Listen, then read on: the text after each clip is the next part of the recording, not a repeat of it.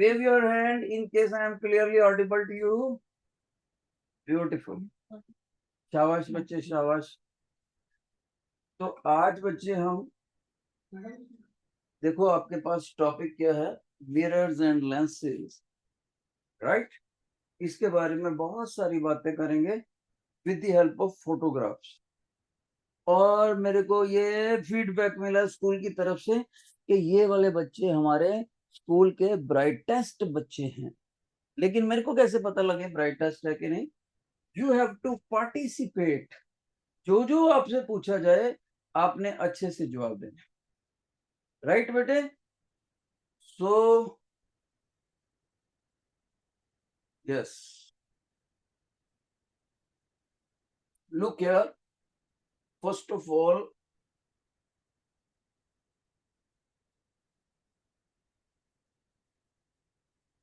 I have shown you the heading of the subject. Here the teacher has told you mirrors and lenses. अपने बच्चों को slide की कोई भी photograph दिखाने से पहले मैं आपको बता दूं ये क्या है। देखिए, मान लीजिए आपकी क्लास में कोई पर्टिकुलर बच्चा है, मान लीजिए ये बच्चा है दिलप्रीत। दिलप्रीत है और ये बच्चा सुबह सुबह घर से स्कूल आना चाहता है, लेकिन after getting fully dressed, grooming करने के बाद वो घर से चलने से पहले अपने आप को ड्रेसिंग टेबल में देखता है, ड्रेसिंग टेबल के मिरर में देखता है। Whether I am looking good, मेरा टर्बन अच्छे से बांधा हुआ है, मेरे ये शूज ओके हैं, प्रॉपर है, मैंने बेल्ट लगाया वगैरह वगैरह। तो जितना उसका बॉडी का साइज है बिल्कुल उसी के साइज का इमेज इस पर्टिकुलर मिरर में दिखेगा आपको। ऐसे मिरर को बोलते हैं प्लेन मिरर। Plane mirror. खास बात क्या है बेटे, जितना ऑब्जेक्ट का साइज होएगा यानी दिलप्रीत का साइज होएगा उतना ही इमेज का साइज होएगा, उसका फोटोग्राफ का सेम साइज होएगा। दूसरी बात, अगर वो मिरर से 10 मीटर की दूरी पर खड़ेगा, गैप कितना होएगा? 10 मीटर। किसमें किसमें? मिरर और दिलप्रीत में। तो उसके इमेज में भी और उसके इमेज में भी और मिरर में भी 10 मीटर का ही गैप होगा, यानी both are equidistant. Object and image are of equal size as well as they are equidistant from the mirror. ऐसा अगर बिहेवियर है, जिस मिरर में ये बच्चा अपनी फोटो देख रहा है वो गारंटेड तौर पर प्लेन मिरर होगा। ओके, एक और सुनो। अब मान लीजिए मेरे इस बच्चे के पास एक हाइपोथेटिकल पावर है, इमेजिनरी पावर मान लेते हैं। उसने मिरर के सेंट्रल पोर्शन को ऐसे पकड़ा और बाहर को खींच दिया। मान लीजिए ये मिरर थोड़ी देर के लिए फ्लेक्सिबल है, उसने मिरर को सेंटर से पकड़ा और बाहर को खींच दिया, तब ये मिरर एग्जॉर्टेड दिखेगा, इसका सेंट्रल पोर्शन बाहर को उभरा हुआ दिखेगा। इधर से सिल्वर पॉलिश करते हैं, जिस तरफ सिल्वर पॉलिश करते हैं उसकी फ्रंट साइड से अपोजिट साइड से इमेज दिख। अब इस लड़के को जो मिरर दिख रहा है such that central portion is exhorted outward, इसको बोलते हैं convex spherical mirror. Convex spherical mirror. और स्फेरिकल वर्ड तब लगाना है जब आप इस मिरर की आर्क को अगर ऐसे एक्सटेंड कर दिया जाए, वो पूरे का पूरा सफियर बनना चाहिए। अगर डॉटेड लाइन में एक्सटेंड कर दिए जाए तो इसको बोलते हैं कॉन्वेक्स स्फेरिकल मिरर। हालांकि ये पूरा स्फेरिकल नहीं है तो उसका टुकड़ा है, फिर भी इसको कन्वेक्स स्फेरिकल मिरर बोलते हैं। अगर शॉर्ट में बोलना हो तो कन्वेक्स मिरर बोल सकते शॉर्ट में। ओके, अब मान लीजिए इसी लड़के के पास, दिलप्रीत के पास हाइपोथेटिकल पावर है, वो इस मिरर को, और ये मिरर फ्लेक्सिबल है, मिरर के सेंट्रल पोर्शन को ऐसे अंदर को पुश कर देता है। फिर से देखो, मान लीजिए दिलप्रीत इस प्लेन मिरर को ऐसे सेंट्रल पोर्शन से अंदर को धकेल देता है। सो इन दैट केस उसको मिरर ये ऐसा दिखेगा, अंदर से दबा हुआ, सेंटर से अंदर से दबा हुआ। तो इस लड़के को जो भी ये मिरर दिखेगा उसका नाम होगा concave spherical mirror, concave spherical mirror. अब सभी बच्चों को 3 टाइप के मिरर्स पता लग जाने चाहिए। जिनको ये तीनों मिरर्स की टाइप समझ आ गई है, please raise your hand, please raise your hand. शाबाश, अच्छे से मैं देख रहा हूँ कहाँ कहाँ, बिल्कुल। अब वो बच्चा कहता है सर लेकिन आपने तो मिरर को फ्लेक्सिबल बना दिया। मिरर तो फ्लेक्सिबल होता ही नहीं, खींचा नहीं जा सकता या दबाया नहीं जा सकता। हाँ, वो इमेजिनेशन से मैंने बात करी थी, लेकिन ऐसा तो मुमकिन है जहां पर मिरर की फैक्ट्री है। मैं फैक्ट्री वाले को ही बोल दूं कि आपने प्लेन मिरर ना बनाकर ऐसा उभरा हुआ मिरर बनाना है, और यहाँ बोल दूं उभरा हुआ ना बनाकर अंदर को झुका हुआ बनाना है, तो मिरर बनाने वाली फैक्ट्री तो बना के दे सकती है कि नहीं दे सकती? यस सर, ये मुमकिन है। तो इसलिए असली में तो फैक्ट्री बनाती है, लेकिन अपने बच्चों को समझाने के लिए मैंने ऐसे बोला था कि मान लो ये मिरर को बाहर को खींच लिया और इस लड़के ने इस मिरर को अंदर को दबा। ओके, समझाने के लिए तीनों टाइप के मिरर की शेप कैसी होती है। ओके, अब एक और सुन लो। मेरे पास लेंसेज भी होते हैं। लेंसेज कैसे बनते हैं, ध्यान से सुनना। मैंने एक लोहे का, सॉरी बेटे, मैंने एक ग्लास का सॉलिड सफियर ले लिया, कांच का सॉलिड सफियर। बच्चा कहता है सर क्या मतलब? मैंने कहा बेटे, ट्रांसपेरेंट कांच का एक गोला ले लिया जो कि अंदर से भरा हुआ है, खोखला नहीं है, it is not hollow from inside. Okay sir, अब क्या करना है? अब टीचर कहता है यहां से इतना पोर्शन कट करके ले आओ, ये वाला पोर्शन जिसको टीचर शेडेड कर रहा है, कट इट, इसको कट कर दो, इसको भी कट कर दो इधर से। ओके सर, अब क्या करना है? ये जो दोनों शेडेड पोर्शन है, इसको इधर लगाओ, इसको इधर लगाओ, दोनों को आपस में जोड़ दो, जोड़ दो। ये कांच का जो स्ट्रक्चर बनेगा, इसको बोलते हैं कॉन्वेक्स लेंस, कॉन्वेक्स लेंस। अंदर से भरा हुआ है, ये इसका साइड व्यू है। साइड व्यू देखें तो सेंटर से मोटा, किनारों से पतला। Is that clear? अगर कोई लड़का इसके फ्रंट पर जाकर इसका व्यू देखे तो उसको फ्रंट से देखने से सर्कुलर दिखेगा। राइट, बिल्कुल ऐसे जैसे फ्रंट से देखने से मेरे को ये सर्कुलर दिखे और किनारे से ये एज दिखता है। जो किनारे से एज दिखेगा, ये फ्रंट व्यू हो गया, ये साइड व्यू हो गया। तो साइड व्यू जो होता है वो ऐसे दिखेगा आपको, सेंटर से थिकर और किनारों से थिनर, कन्वेक्स लेंस। अगर इसके उलट होता, ऐसा लेंस बनाया होता जो किनारों से थिकर हो लेकिन सेंटर से थिनर हो, सेंटर से बहुत पतला हो, सेंटर से बहुत पतला हो, किनारों से मोटा हो, ये उसका साइड व्यू दिखाया हुआ है। फ्रंट से देखने से तो ये भी सर्कुलर ही दिखेगा।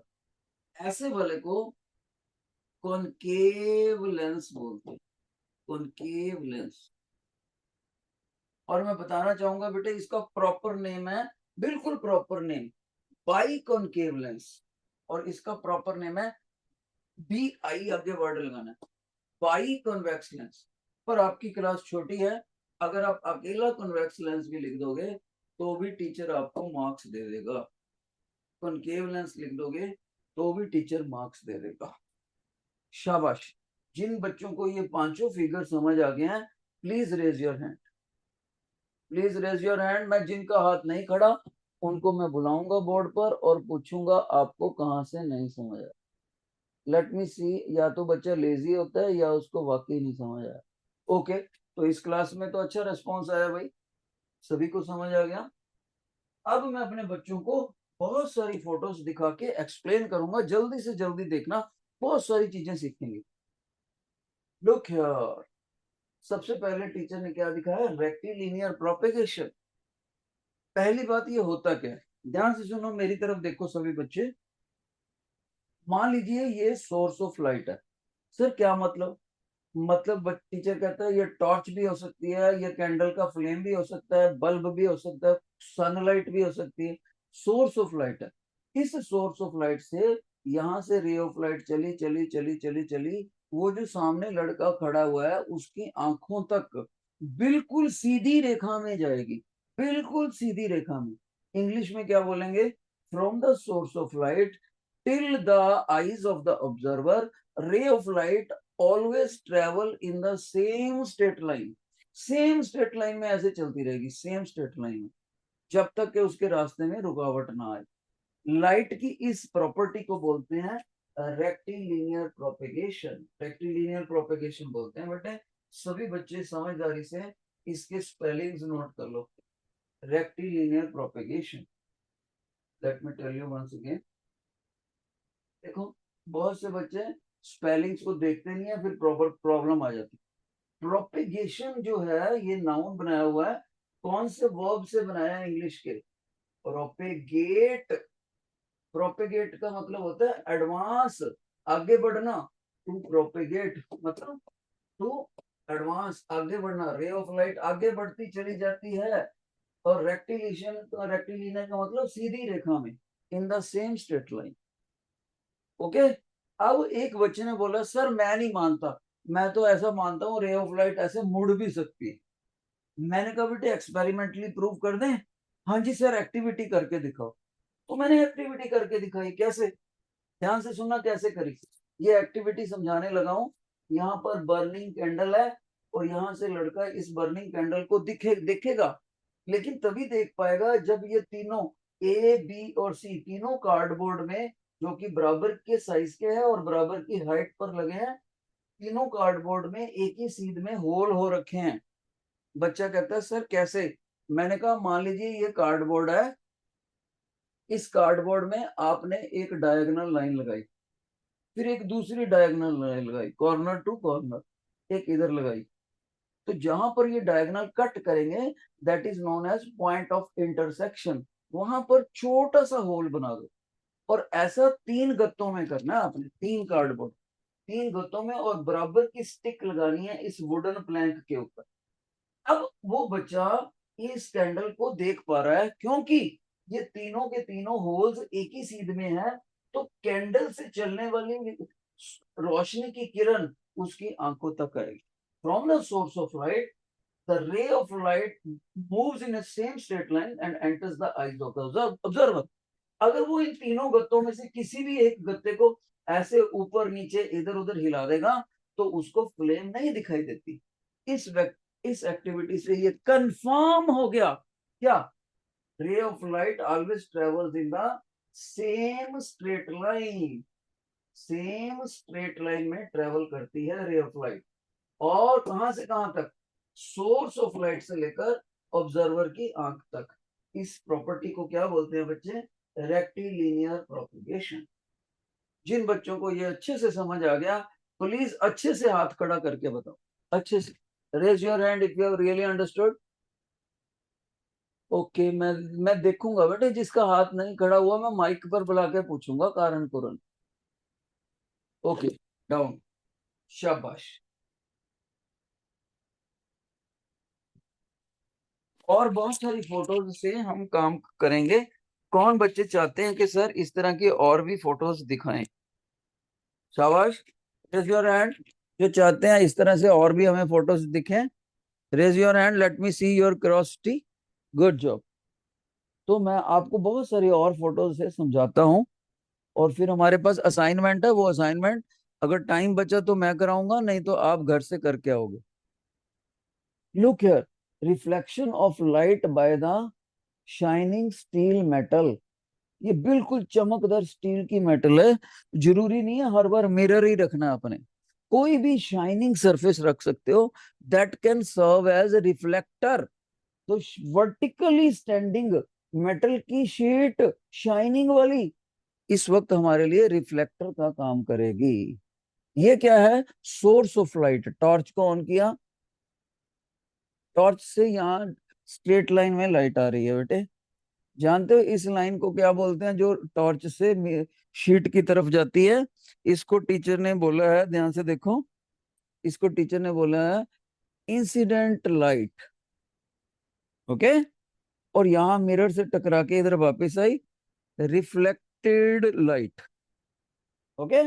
एक चीज और देखो, शीट बिल्कुल वर्टिकली खड़ी हुई है, वर्टिकल रिफ्लेक्टर है, बिल्कुल वर्टिकली शीट खड़ी है ना, तो वर्टिकली स्टैंडिंग रिफ्लेक्टर कह सकते हो आप।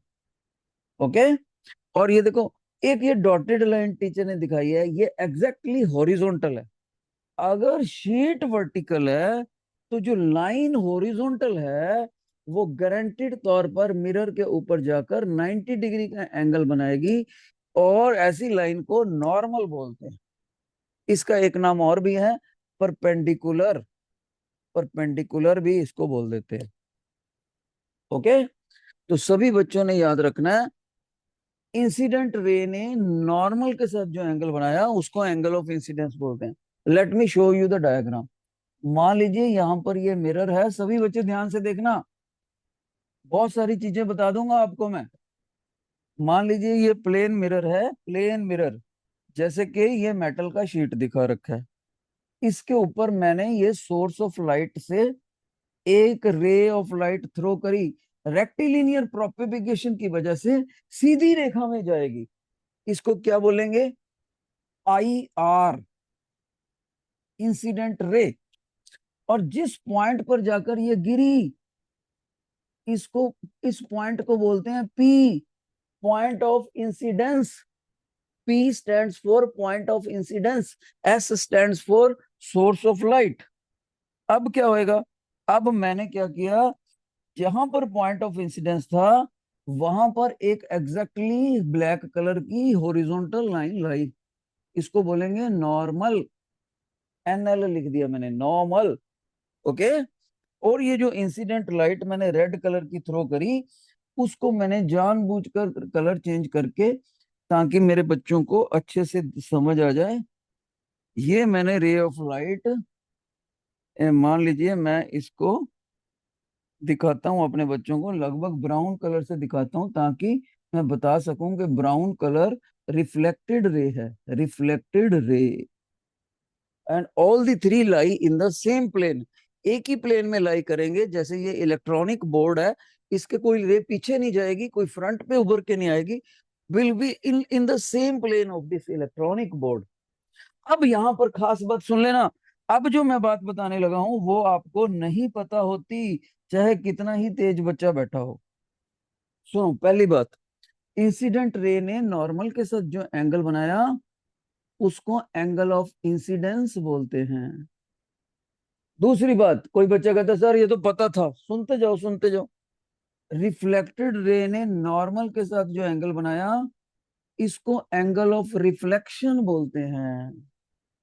This third thing, incident ray ने, योर अटेंशन, इंसिडेंट रे ने प्लेन मिरर के साथ जो एंगल बनाया, जिसको टीचर रेड कलर का बता रहे हैं, इसको बोलते हैं angle of glance, also called glancing angle, glancing.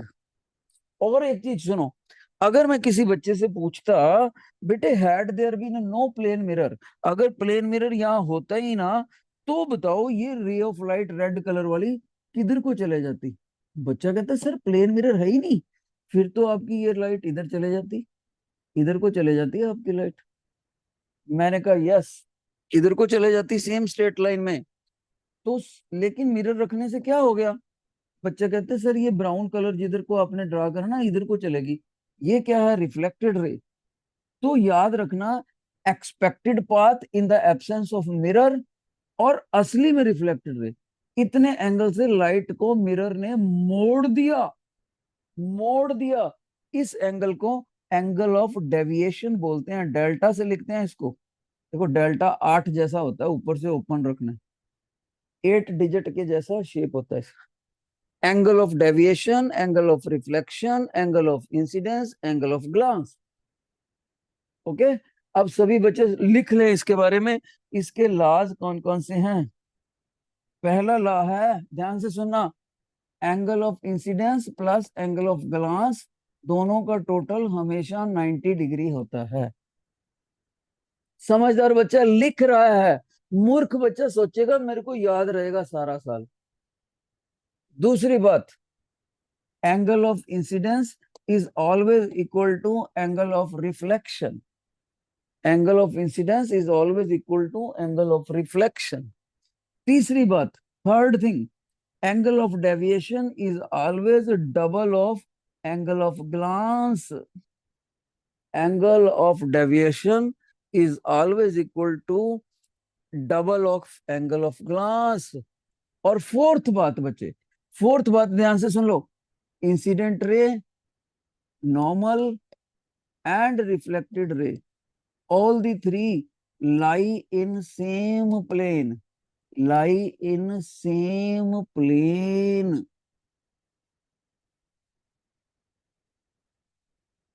अब ध्यान से सुनना, जहां जहां पर टीचर, योर अटेंशन, जहां जहां पर टीचर ग्रीन कलर से टिक करने लगा है, ग्रीन कलर से, वो सारे लॉज ऑफ रिफ्लेक्शन है। Number 1, number 2, number 3, number 4। जहां जहां पर मैंने ग्रीन कलर से टिक कर दिया, वो सारे के सारे लॉज ऑफ रिफ्लेक्शन हैं। जिन बच्चों को ये चारों लॉज समझ आ गए हैं, please raise your hand, please raise your hand. शाबाश, ब्रिलियंट रिस्पॉन्स यार, वाकई ब्राइट बच्चे हो। एक नई चीज बताई और एक ही बार बताई, और कितनी हैरानी की बात है कि सारे बच्चों को समझ आ गई। क्या बात है, क्या बात है, प्रेज वर्दी। इस बार तो आपको, आपकी क्लास के लिए मेरी तरफ से क्लैप है। सारे बच्चों का हाथ खड़ा, कमाल हो गया। चारों लाज वो, जरूरी नहीं है आपको ये चारों पहले आते हो, जरूर कुछ ना कुछ नया पता लगा है इस शीट में। ऐसी चीज, अगर किसी भी बच्चे को नई चीज पता लगी है कोई इस शीट में, रेज योर हैंड। नई बात पता लगी है जो पहले नहीं पता थी, रेज योर हैंड। अगर आपको पहले पता नहीं थी, अभी पता लगी है, सच बोलना है बिल्कुल अपने आप से। बहुत अच्छे, सभी का हाथ खड़ा है। Very good, very good. आगे बढ़ेंगे। I am going to erase it. जैसे ही मैं इसको इरेज करूंगा, एकदम से सारे चारों लाज सोच के बताओ। मैंने इसको इरेज किया, अभी भी अगर चारों लाज आपको दिख रहे हैं, कौन सा क्या लिखा था, कहां पर लिखा था, then you have attended the lecture very attentively. Next, ये चीज मैंने आपको लॉज ऑफ रिफ्लेक्शन पहले ही समझा दिए हैं इस शीट में, पिछली शीट में ही समझा दिए, इसमें कोई खास बात नहीं। लाई इन द सेम प्लेन, ये शीट दिखा रखी है, और θ1 और θ2 दोनों बराबर है, क्योंकि एक एंगल ऑफ इंसिडेंस है, एक एंगल ऑफ रिफ्लेक्शन। ओके, आगे बढ़ते हैं। ये देखो, अलग अलग टाइप के मिरर्स के बारे में बात कर रखी है। हमारी लाइफ में हमारे पास अलग अलग पर्पसेस हैं बच्चे, अलग अलग पर्पसेस हैं। शेविंग एक अलग काम है। ओके, सभी बच्चे देखो, शेविंग एक अलग काम है। सुबह सुबह ड्रेसिंग टेबल में देखना, लुकिंग मिरर अलग काम है। दांतों वाले डॉक्टर का मिरर अलग होता है। और जो हमारे कारों के पास, कारों के अंदर मिरर लगा होता है, ताकि हम सड़क पे आने वाले पीछे वाले व्हीकल्स को देख सके कि पीछे से कितना ट्रैफिक आ रहा है। तो रियर व्यू मिरर अलग होता है। और ये है सर्विलेंस मिरर। सर्विलेंस का मतलब होता है निगरानी रखना, निगरानी रखना। निगरानी वाले मिरर अलग होते हैं। वैसे मैं बताना चाहूंगा, ध्यान से सुनो, जो शेविंग मिरर होता है, जो अच्छे अच्छे ब्यूटी पार्लर्स में लगा होता है, अच्छे अच्छे ब्यूटी पार्लर्स, जहां पर अगर शेव करवाने जाओ तब भी वो 300 रुपये ले लेते हैं। और टर्बन को सेट करवाने जाओ कि मेरी बढ़िया सी टर्बन बांध दे, मैंने मैरिज अटेंड करने जाना है, तो 300 रुपये टर्बन बांधने के लिए लेते हैं वो। जानते हो क्यों? सुनो, वहां का जो ब्यूटी सैलून का जो मिरर होता है ना, वो अंदर को झुका होता है सेंटर से। ये वाला मिरर कॉनकेव मिरर होता है। कॉनकेव मिरर के सामने अगर इसके बिल्कुल नजदीक किसी बंदे का चेहरा रखेंगे ना, इसका फेस रखेंगे, तो इस ऑब्जेक्ट का इमेज बहुत बड़ा दिखेगा। मान लीजिए मैं शेव करवाने जा रहा हूँ, मैंने मैरिज अटेंड करने जाना है, वेडिंग सेरेमनी पे जाना है, तो मैं उसको बोलता हूँ अच्छे से शेव कर दे भाई, मजा आना चाहिए, सभी कहें कि I am the most handsome person in the सरी इन द गैदरिंग। तो मैं कॉनकेव मिरर के सामने बैठूंगा, चेयर मेरी बहुत पास होएगी, और मेरा इतना सा फेस उसमें इतना बड़ा दिखेगा। 3 टाइम से भी ज्यादा बड़ा फेस दिखेगा। फिर जैसे ही वो शेव करेगा, मैं कहूंगा इधर आओ इधर आओ, ये देखो एक बाल छूट गया, इसको सेटिंग करो, अच्छे से करो, इधर आओ इधर आओ, ये यहां से भी अच्छे से करो। तो अगर आप कॉनकेव मिरर के बिल्कुल पास खड़ते हो तो आप आपका फेस जो कि ऑब्जेक्ट है, उसका जो इमेज दिखेगा वो मच मच मैग्नीफाइड दिखेगा। ओके, शेविंग मिरर ऐसा होता है। और जो घरों में यूज करते हैं हम लुकिंग मिरर, जिसमें हमारा फेस उतना ही बड़ा होता है जितना जितना इमेज का फेस बराबर का, वो होता है प्लेन मिरर। Plane mirror. फिर आ गया दांतों के डॉक्टर का इमेज। उसके पास भी यही होता है बेटे, क्योंकि उसने दांतों की फोटो बड़ी करके देखनी होती है। जब मुंह के अंदर के दांत की फोटो बड़ी दिखेगी, तभी तो वो डॉक्टर अपने सर्जिकल इंस्ट्रूमेंट से दांत का कीड़ा बाहर निकालेगा, उसके स्टेन्स को रिमूव करके उसमें फिलिंग करेगा वगैरह वगैरह। तो जो बच्चे अननेसेसरी चॉकलेट वगैरह खाते रहते हैं, बर्गर वगैरह खाते रहते हैं, कोक पीते रहते हैं, और रात को सोने से पहले रिंसिंग भी नहीं करते, कुरला भी नहीं करते, तो उनको आखिर में दर्द, दांतों के दर्द के साथ एक डेंटिस्ट के पास जाना ही पड़ता है। ये हो गया रियर व्यू मिरर। ये क्या होता है बेटे, ध्यान से सुनना। ये मिरर इसके बिल्कुल अपोजिट, ये अंदर से दबा हुआ है और ये अंदर से बाहर को उभरा हुआ मिरर होता है। इसको बोलते हैं कॉन्वेक्स मिरर। कॉन्वेक्स मिरर ऐसा होता है जिसमें हमने फोटोज को छोटा तो देखना है इमेज को, लेकिन वाइडर व्यू दिखाना चाहते हैं हम, वाइडर व्यू। बिल्कुल यही मिरर सर्विलेंस मिरर भी होता है। सर्विलेंस, मान लीजिए मेरा बहुत बड़ा शोरूम है, ठीक है, और मेरा शोरूम कौन सा है? घड़ियों का, रिस्ट वॉच का शोरूम है। राइट, मेरे वर्कर काम कर रहे हैं, मैं काउंटर पे बैठा हूँ पैसे काटने के लिए, कस्टमर्स का जो भी बिल बनेगा। अब मैं देखता हूँ कि कोई मेरा कोई वर्कर ही बेईमान ना हो, जो कस्टमर्स को वॉचेस दिखा रहा हो, कहीं वॉचेस दिखाता दिखाता एक आधी वॉच वॉच अपने पॉकेट में ही ना डाल ले। तो मैं क्या करूं? मैं इधर पैसे काउंट करूं या जाकर उसकी जाकर पास जाकर निगरानी करूं? दोनों काम कर सकता हूं। काउंटर पे मैं उसका बिल बनाऊंगा, लेकिन वहां पर मैं कॉन्वेक्स मिरर लगा दूंगा। कॉन्वेक्स मिरर पूरे शोरूम की फोटो मेरे को दिखाएगा। वाइडर व्यू एक ही मिरर में पूरे शोरूम की दिखा देगा, चाहे छोटी छोटी दिखाए। तो जैसे ही मैं मिरर में देखूंगा कि एक सेल्समैन का काम था शो पीस में से रिस्ट वॉच को निकाल के कस्टमर को दिखाना, लेकिन ये तो शो पीस में से रिस्ट वॉच निकाल के putting it into the show piece में से इधर पॉकेट में डाल रहा है। This is wrong. मैं उसको बुला लूंगा, इधर आओ, पहले तो पॉकेट निकालो, पॉकेट में से रिस्ट वॉच निकालो, and no need to come to the my shop from tomorrow onwards. कल से शॉप पर आने की जरूरत नहीं, कितने पैसे बने, ये लो अपनी सैलरी, गो, नो जॉब। तो सर्विलेंस मिरर ऐसे काम करता है। हमारी डिफेंस के पास भी काम आता है। हमारी डिफेंस देखती रहती है इससे, कहीं इन्फिल्ट्रेशन तो नहीं हो रही बॉर्डर बॉर्डर के ऊपर, कहीं वहां पर दुश्मन कंट्री हमारे सरहद से उग्रवादियों को तो नहीं भेज रही हमारे देश में अशांति फैलाने के लिए। तो वहां भी हम, हमारी आर्मी जो होती है या बीएसएफ बॉर्डर सिक्योरिटी फोर्स जो होती है, वो सर्वेलेंस मिरर को यूज करती है। और कहाँ यूज करती है बेटे? जब हम पहाड़ी एरिया में जाते हैं ना, तो एकदम से मोड़ आ जाता है, ऐसे ऐसे कर्वेशियस रोड होते हैं। तो जहां पर शार्प रोड होता है, वहां पर भी हम कन्वेक्स मिरर लगा देते हैं। तो उधर से आ रहा जो व्हीकल होएगा, मैं इधर से जा रहा हूँ, वो ये इधर से, यहाँ पर मोड़ है, मोड़ पर लगा देंगे इसको कन्वेक्स मिरर। तो मेरे को उसकी फोटो दिख जाएगी, उसके व्हीकल की, और जो उधर से ड्राइवर आ रहा होगा उसको मेरे व्हीकल की दिख जाएगी। हम टकराने से बच जाएंगे। इन बच्चों को ये यूजफुल शीट समझ आई? प्लीज रेज योर हैंड जिनको यूटिलिटी समझ आई। Very good. अब इसी चीज को मैं फोटोग्राफ्स की मदद से एक्सप्लेन करता हूँ। देखो, बहुत सारी फोटोज हैं मेरे पास।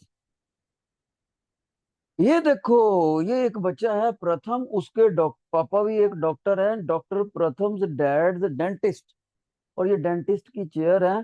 वो पहली बार अपने पापा की क्लिनिक में गया, और देखो दांत की फोटो भी लगी है।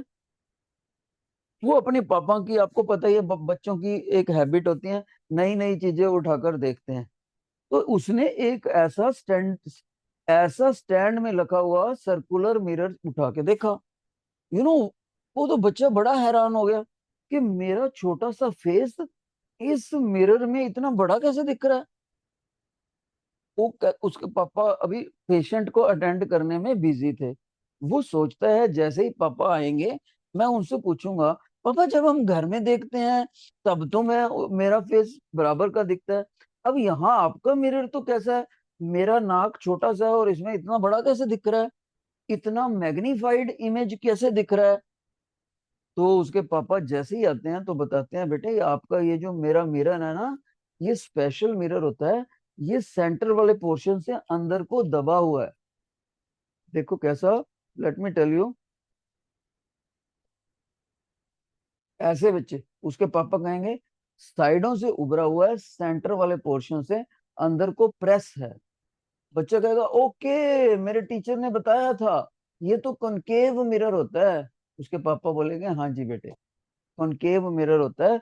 अगर आप कॉनकेव मिरर को बहुत नजदीक से देखोगे, कंडीशन है आपका your face should be very close to the concave mirror, ये गैप बहुत कम होना चाहिए, तब आपका इमेज हाईली हाईली मैग्नीफाइड दिखेगा।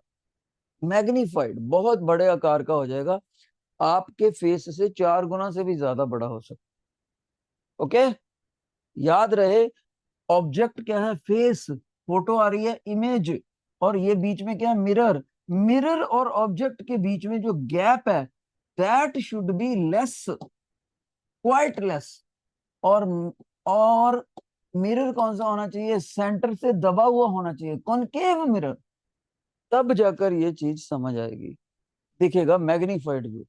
कितने बच्चों को समझ आया, रेज योर हैंड। बहुत अच्छे बेटे, शाबाश। एक और फोटोग्राफ सिखाता हूँ आपको। मेरी स्लाइड्स देखने के बाद जब आप अपने सिलेबस की बुक देखोगे ना, तो आपको लगेगा यार ये तो सारा आता ही है, पहले चैप्टर में जरूर पढ़ रहा हूँ पर मेरे को तो सर ने इससे भी कहीं ज्यादा चीजें बता दी। आगे सुनो, ये देखो, वही मिरर को वो देख रहा था, मैग्नीफाइड इमेज मिरर, लेकिन वो बड़ा हैरान हो जाता है जैसे ही वो अपनी बाजू को आउट स्ट्रेच करता है।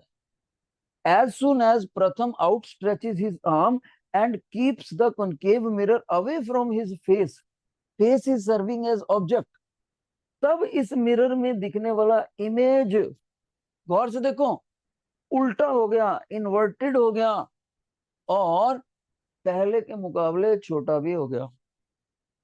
तो याद रखना, बच्चा कहेगा सर ये दोनों एक ही मिरर है, बिल्कुल दोनों ही कॉनकेव मिरर हैं। ओके सर, सिर्फ इतना ही फर्क है कि यहाँ पर ये दोनों जो आपने करवाए थे, पहले में कंडीशन याद कराई थी कि ऑब्जेक्ट एंड मिरर के बीच में जो गैप है that should be quite less, और यहाँ पर ऑब्जेक्ट और इमेज में जो गैप है that should be quite large. लेकिन है ये दोनों के दोनों कॉनकेव मिरर। टीचर कहता है यस। जैसे ही आप मिरर और ऑब्जेक्ट का गैप छोटे से काफी बड़ा बढ़ा दोगे, तब आपका इमेज मैग्नीफाइड की बजाय स्मॉलर हो जाएगा कंपैरेटिवली। और उसमें फेस ऊपर को था, आंखें ऊपर थी, यहां भी आंखें ऊपर थी, ऐसे इमेज को बोलते हैं इरेक्ट इमेज। लेकिन अगर अपसाइड डाउन हो जाए, आंखें ऊपर लिप्स नीचे, यहाँ लिप्स ऊपर आंखें नीचे, तो इसको बोलते हैं इन्वर्टेड इमेज। इन्वर्टेड। तो ऊपर वाला कौन सा इमेज है, इरेक्ट होने के साथ साथ मैग्नीफाइड, मैग्नीफाइड, और नीचे वाला इन्वर्टेड इमेज। और ध्यान से सुनना एक बात और, जैसे ये प्रथम बच्चा इस मिरर को और दूर करेगा या पास करेगा, इस इमेज का साइज चेंज रहेगा, चेंज होएगा, पर रहेगा इन्वर्टेड ही, रहेगा इन्वर्टेड ही, कभी छोटा हो जाएगा कभी बड़ा हो जाएगा। पर अगर बहुत ही पास लेकर आएगा, बहुत ही पास, ये इतना, आप बच्चों बोलोगे सर कितना पास, जितना आपके ज्योमेट्री बॉक्स में छोटा सा स्केल होता है उतना पास, उतना पास लगाओगे तो ये एकदम से बड़ा दिखे। जिन बच्चों को ये कंडीशनें समझ आई, raise your hand, raise your hand जिनको कंडीशनें समझ आई बेटे। बहुत ही बढ़िया, शाबाश। अब एक बच्चे का मेरे को क्वेश्चन था, डाउन डाउन डाउन, कि लेकिन सर होता क्यों है ऐसे, मिरर तो वही है, ये कैसे हो गया। इसका रीजन हम आपको समझाएंगे 10th क्लास में, क्योंकि प्रेजेंट क्लास आपका बहुत छोटा क्लास है, अभी वो आपके सिलेबस से कहीं बाहर है। और कोई भी बच्चा अगर अपने लेवल पे सीखना चाहता है, तो आप कोई भी रे डायग्राम की वीडियो देखो यूट्यूब पे जाकर। यूट्यूब पे जाकर कौन सी वीडियो देखनी है, रे डायग्राम ऑन कॉनकेव मिरर, तो शायद आपको समझ आ जाए, शायद। लेकिन जरूरी नहीं है समझ आए, क्योंकि अभी आप छोटे हो उम्र में। अब हम आगे बढ़ेंगे। शाबाश, लिसन केयरफुली। ये देखो, ये एक बच्चा है, ये किसी भी ऑफिस की रिसेप्शन पर गया और उन्होंने एक सर्विलेंस मिरर लगा रखा है।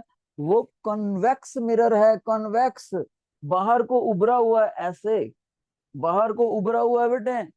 ये लड़का जब रिसेप्शन पे देखता है, तो वो देखता है कि मिरर में पूरी क्लिनिक का इमेज आ रहा है, रिसेप्शनिस्ट दिख रही है, और जो पेशेंट बैठे हैं डॉक्टर की रिसेप्शनिस्ट में वो भी दिख रहे हैं। ऐसा कैसे हो गया। फिर वो जब पास आता है तो इमेज थोड़ा सा कट जाता है, अगर दूर जाता है तो ज्यादा बड़ा दिखता है। यानी कि सारे पर्सन दिखते तो छोटे छोटे हैं, लेकिन वाइडर व्यू दिख रहा है। जब भी वाइडर व्यू हमने कहीं देखना हो, तब हमें जो मिरर यूज करना होता है बेटे, हमेशा याद रखना, उस मिरर का नाम होता है कॉन्वेक्स मिरर। कॉन्वेक्स मिरर इसके लिए, अगर हमने वाइडर व्यू देखना है। अब जैसे सुनो, मैं कार में जा रहा हूं, मेरे को देखना पीछे से कितना ट्रैफिक आ रहा है, तो पूरी सड़क का इमेज चाहिए, तो रियर व्यू मिरर भी कन्वेक्स होता है। जब भी छोटे छोटे इमेज दिख जाए लेकिन ज्यादा एरिया दिखे, तब वो मिरर रियर व्यू मिरर होता है, या निगरानी रखने वाला मिरर। निगरानी की इंग्लिश क्या होती है, सर्वेलेंस। जिन बच्चों को ये समझ आया, raise your hand, raise your hand बेटे, बहुत अच्छे। इस तरह से मेरे पास बहुत सारी फोटोग्राफ्स हैं, जो मैं आपको अच्छे से एक्सप्लेन कर सकता हूँ, लेकिन आज टाइम अलाउड नहीं कर रहा बच्चे हमें। ये देखो बहुत सी फोटोज आपको मैं दिखाऊंगा। ये देखो उसी कनकेव मिरर में, जब पास खड़ा है तो मैग्नीफाइड व्यू, है ना। कन्वेक्स मिरर में वाइडर व्यू, और प्लेन मिरर में बराबर के साइज का, जो आपके घरों घरों में लगा होता है ड्रेसिंग टेबल मिरर, इसमें बराबर के साइज का, ठीक है। और जो इधर बात वॉश बेसिन के सिंक के ऊपर लगा होता है, जहां सुबह सुबह आप ब्रश करते हो, वो भी प्लेन मिरर होता है बराबर के साइज का, राइट। बाकी बातें हम नेक्स्ट टाइम करेंगे। ये भी देखो, एक प्लेन मिरर में बराबर के साइज का, कॉन्वेक्स मिरर में छोटा दिखता है हमेशा, वाइड, यही सर्विलेंस मिरर होता है। ये बाहर को उभरा हुआ होता है, जो अंदर को झुका हुआ होता है। अगर उसके बिल्कुल पास जाके खड़ा कर दोगे, तो मैग्नीफाइड इमेज दिखेगा। अगर आप कॉनकेव मिरर से दूर खड़े हो जाओगे, तो उल्टा करके दिखेगा image, upside image, inverted image, inverted, inverted and smaller. इसमें क्या है, मैग्नीफाइड एंड इरेक्ट, उसी पोस्चर में। तो बाकी की क्लासेस हम बेटे अगली बार लेंगे। बहुत सारी फोटोज हैं, अगर आप ध्यान से देखोगे तो मैं एक्सप्लेन करूंगा आपको सारी चीजें, ओके। लेकिन आपने ये असाइनमेंट करके आनी है, सभी बच्चे घर से असाइनमेंट करके लाएंगे। जिन बच्चों को आज का लेक्चर अच्छा समझ आया, please wave your hand like this, like this please. ये फीडबैक